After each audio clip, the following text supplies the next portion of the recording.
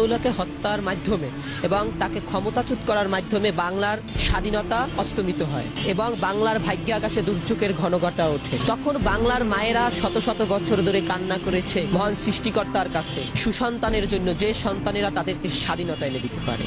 তাদের ভিতর অন্যতম ছিল মৌলানা আব্দুল হামিদ খান ভাসানী, বঙ্গবন্ধু শেখ মুজিবুর রহমান, হোসেন শহীদ সোহরাওয়ার্দী, শের বাংলাকে ফজলুল হক, সেক্টর কমান্ডার, পরবর্তীতে যিনি রাষ্ট্রপতি হলেন জিয়াউর রহমান। দেশের প্রতি যারা ভালোবাসছেন, দেশের জন্য যারা আত্মত্যাগ করে গিয়েছেন, দেশের প্রতি যারা শ্রম দিয়ে গিয়েছেন, তাদের কথা ভুলে গেলে চলবে না। আজকে দেখুন, বঙ্গবন্ধু শেখ মুজিবুর রহমান 1971 সালের 7ই মার্চ যে তার একটি কালজয়ী ভাষণ দিয়েছেন, সেই ভাষণের মাধ্যমে সমগ্র জাতিকে একটা গণতন্ত্রকামী এবং একটা সাহসী জাতিতে রূপান্তর করেছিল এবং সমগ্র জাতি কিন্তু সেদিন বাঁশের লাঠিকে সমরাস্ত্রে রূপান্তরিত করেছিল। সেদিন যেই লোকটা নৌকা বাইছিল, সেই লোকটা বৈঠাকে সমরাস্ত্রে রূপান্তরিত করেছিল শুধু একটি কালজয়ী ভাষণে।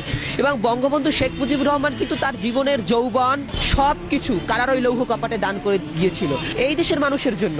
আজকে সবচেয়ে দুঃখের বিষয় হচ্ছে বঙ্গবন্ধুকে নিয়ে কটু কথা বলা হয়। আজকে জাতি কতটা ক্লান্তি লগ্নে পতিত হয়েছে, যে জাতি স্বাধীনতা সার্বভৌমত্বের জন্য যুগে যুগে কারারই লৌহ কপাটে জীবন দিয়েছে, যৌবন দিয়েছে, কেঁদেছে, তারপর সেই আম্রকাননের পলাশির প্রান্তরে পরাজিত হয়েছে, তারপর আবার 200 বছর পর স্বাধীনতা পেয়েছে। যেই সকল লোকগুলোর জন্য সেই সকল লোকদেরকে অপমান করে আজকে সেই সকল লোকদের এই মাটিতে বসে আজকে তাদেরকে কটু কথা বলছে। ছি, এগুলো আসলেই লজ্জা।